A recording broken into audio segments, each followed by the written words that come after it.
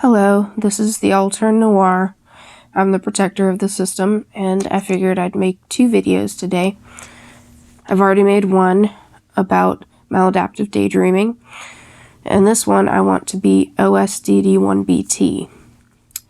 I don't know if I'll be any good at it, but we haven't made one in a while, and I feel like we've made, kind of a promise, and I want to keep it. So let's see.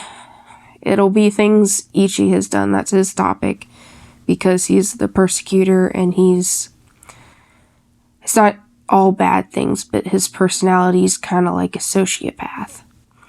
He doesn't care if anyone around him or himself gets hurt.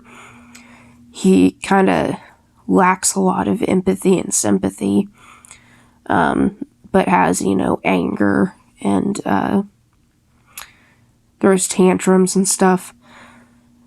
But he has a hard time relating to other people. So, and you can go in to the DSM or an article and look up sociopath, but this one's about one time we were at a ward. It was a very nice ward, a adult psych ward is what it was. And Ichi was there fronting with no one else. So that is automatic disaster. More like automatic go to jail card. But which is more literal than you may think.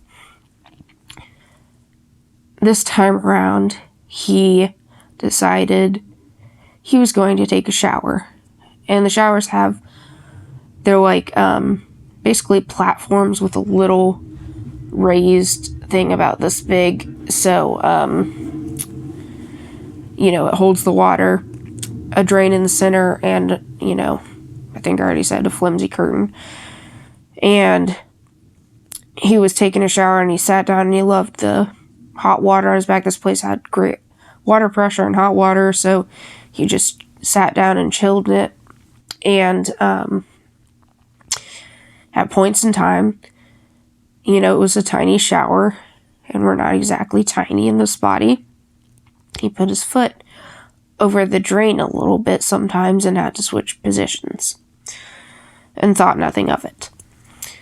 So he took probably an hour or more shower with the water going down his back. No one came in to check on him at all, which is not good. I don't know if you've seen the movie Girl Interrupted, but they had checks every 15 minutes.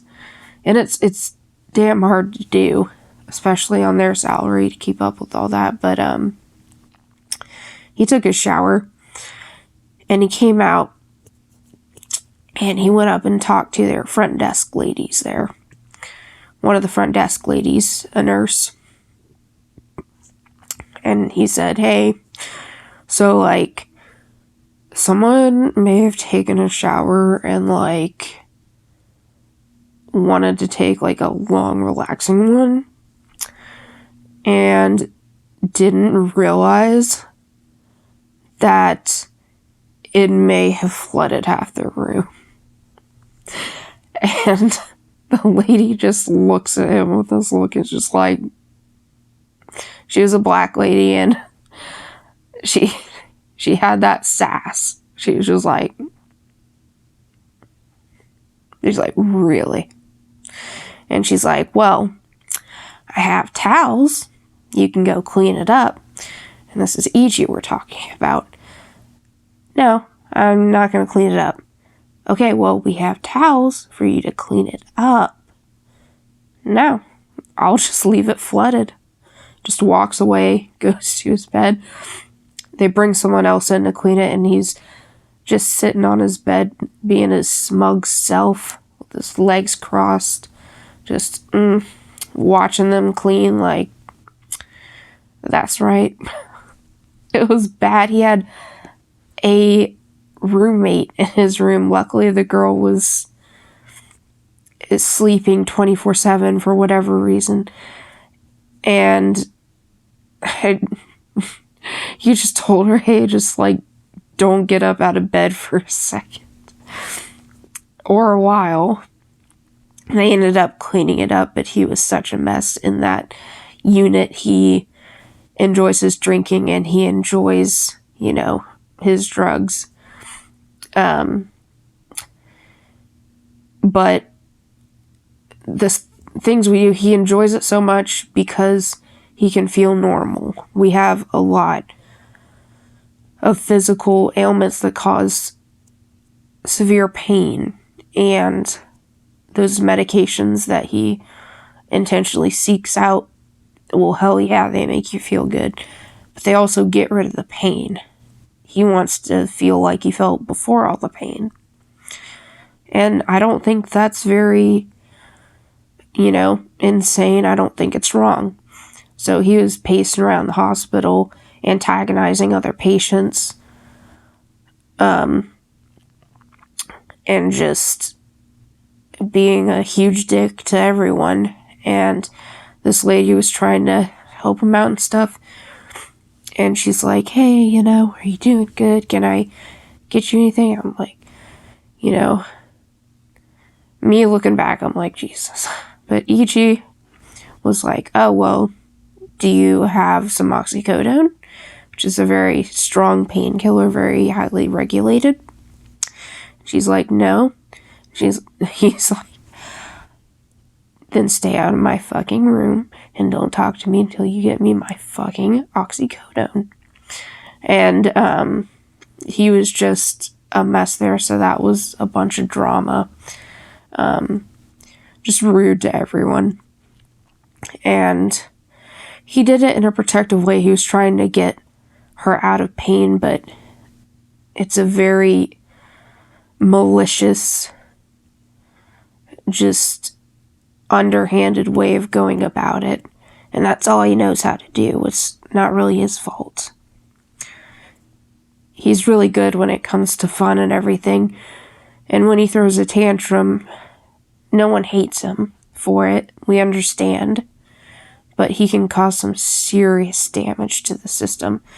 One time he cut her arm open to where you could see the inner workings of it because of certain reasons. I won't go into that. I'll go into that later because that's a whole nother story. But there's a bit of your tea. It's a bit nitty gritty, and I'll put trigger warnings. But our life was crazy before we got the proper medication, and we still haven't gotten the proper therapy. So, people in our life are scared for us. We've never hurt anyone. They're scared for us.